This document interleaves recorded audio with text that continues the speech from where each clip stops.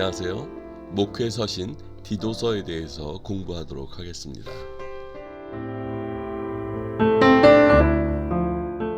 디도에 대해서 알아보도록 하겠습니다. 개인적으로 디도에 대해서 많은 관심을 가지고 있는데요. 다른 어떤 서신서나 사도행전에 디도의 이름이 많이 나오지는 않고 있습니다.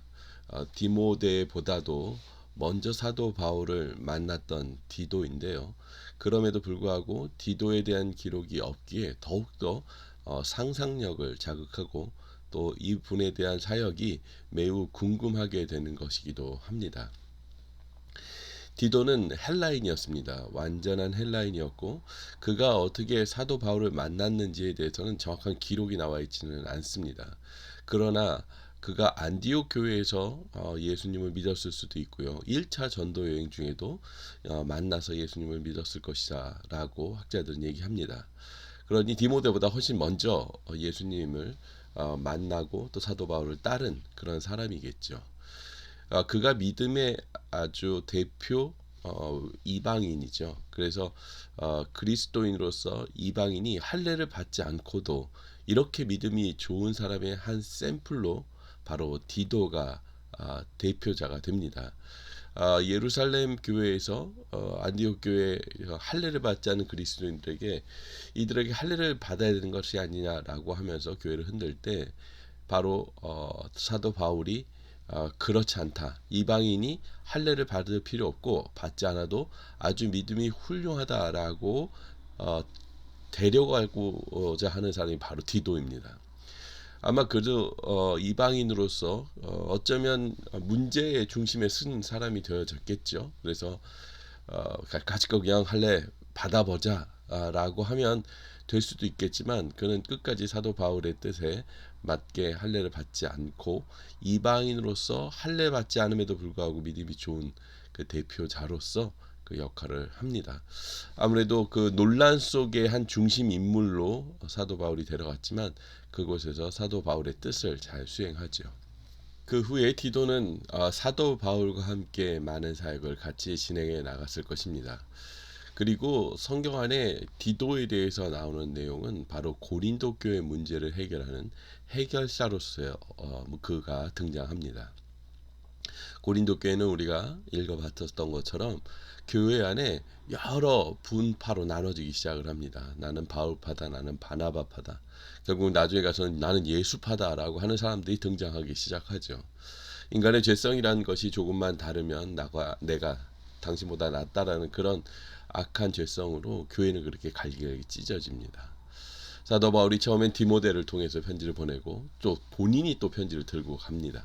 그래도 그곳에 가서 문제가 해결되지 않았어요. 사도 바울이 갔는데도 불구하고. 그러자 세 번째 편지를 디도에게 보냅니다. 그래서 디도가 그 편지를 들고 와서 전달할 뿐만 아니라 그곳에 있는 교회 사람들을 케어하고 말씀을 가르치고 또 그가 하나님이 주신 은혜대로 또 은사대로 그 교회를 사랑으로 섬기죠. 세 번째 편지를 보내고 난 뒤에 사도 바울은 너무너무 궁금해합니다. 도대체 디도가 자신도 가도 해결되지 않았던 이 문제를 두고 나오지 않으니까 너무 걱정된 나머지 그가 에베소 지역을 떠나서 드로아까지 올라가고요. 그리고 디도를 만나고 싶어서 기다리다가 또 안 오니까 마게도냐까지 올라갑니다. 그곳에 가서 사도 바울이 드디어 디도를 만나게 되죠. 그리고 나서 너무 기쁜 그 소식을 알게 되는데 고린도 교회의 많은 문제들이 해결되었다라는 것입니다. 그 내용에 대해서 그 하나님께서 하셨죠. 그러나 그 하나님께서 디도의 성품과 그가 가지고 있는 그 충성심과 그가 가지고 있는 목회의 역량으로 그 교회가 아름답게 회복되었다는 것이 고린도 후서에 나오는 것입니다.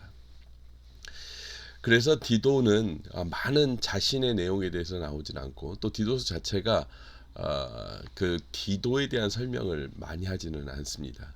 그럼에도 불구하고 어려운 지역마다 그 사역지에 가서 그 사역을 감당하는 디도의 모습을 볼 때 참으로 하나님께서 디도를 통한 하나님의 역사를 많이 벌리셨다는 것을 저희가 알고 볼 수 있습니다.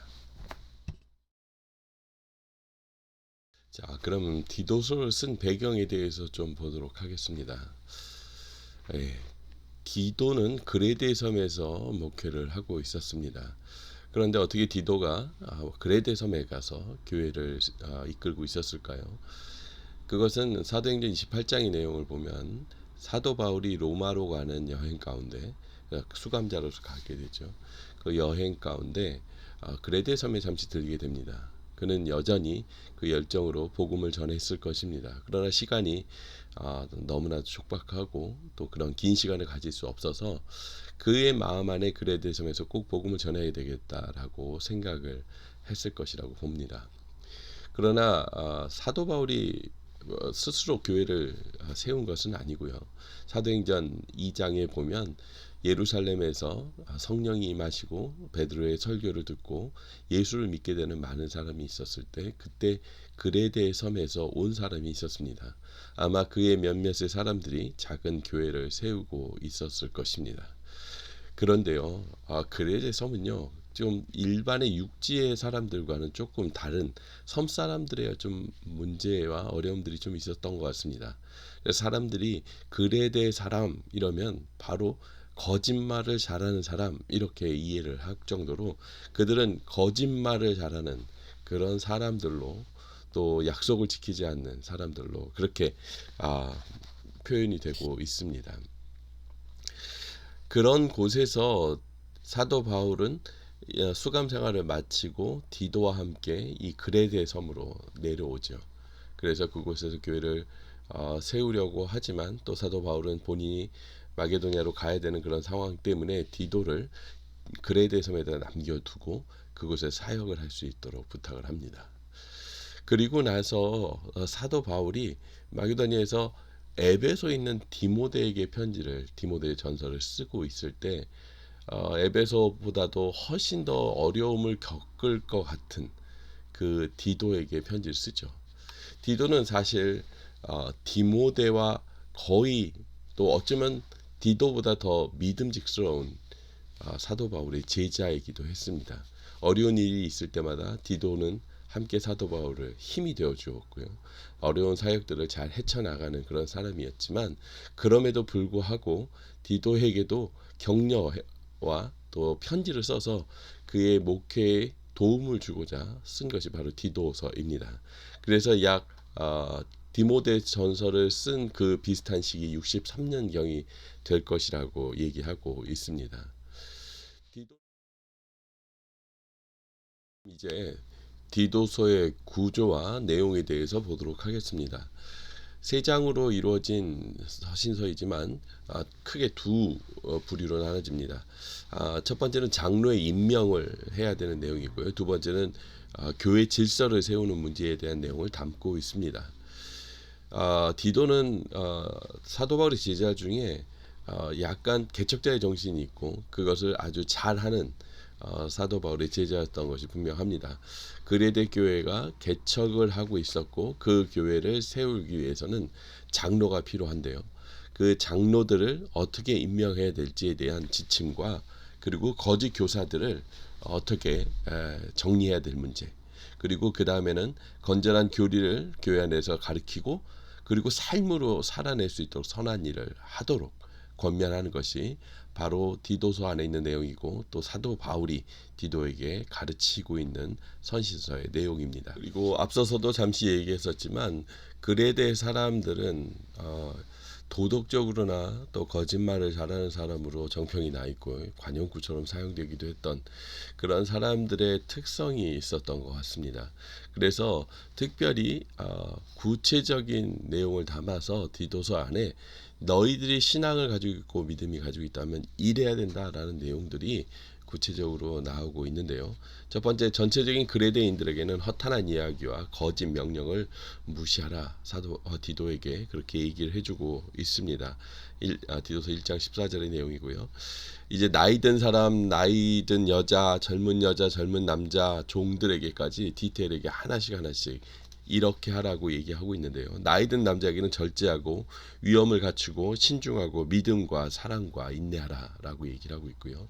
나이 든 여자에게는 행실을 거룩하게 하고 헐뜯지 말고 또 술에 노예가 되지 않아야 된다. 라고 얘기를 하고 있고요. 젊은 여자들에게는 남편과 자녀를 사랑하고 신중하고 순결하며 집안 살림을 잘하라 라는 내용이 또 2장 4절 이후에 나옵니다.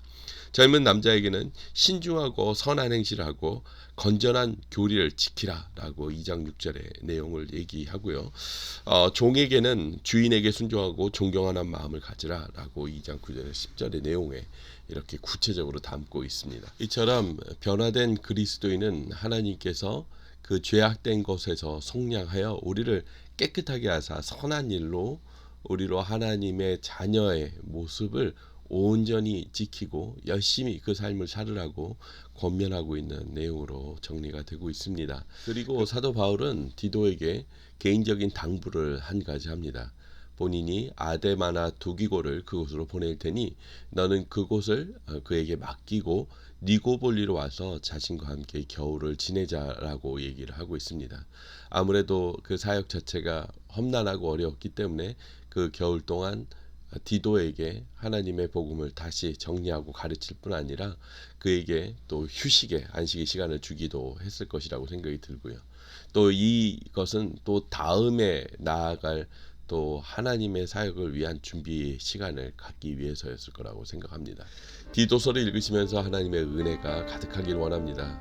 특별히 삶 가운데 어려운 일이 있고 힘든 환경 속에 있을지라도 믿음으로 끝까지 하나님에 대해 순종하는 디도의 모습을 보며 또 그곳에서 포기하지 않으시고 하나님이 교회를 세우시는 그리스도 성령님을 바라보며 우리도 우리의 삶에서 디도와 같이 그레데 섬의 교회를 세우는 것처럼 우리 삶에도 동일한 교회가 세워지기를 기도하겠습니다.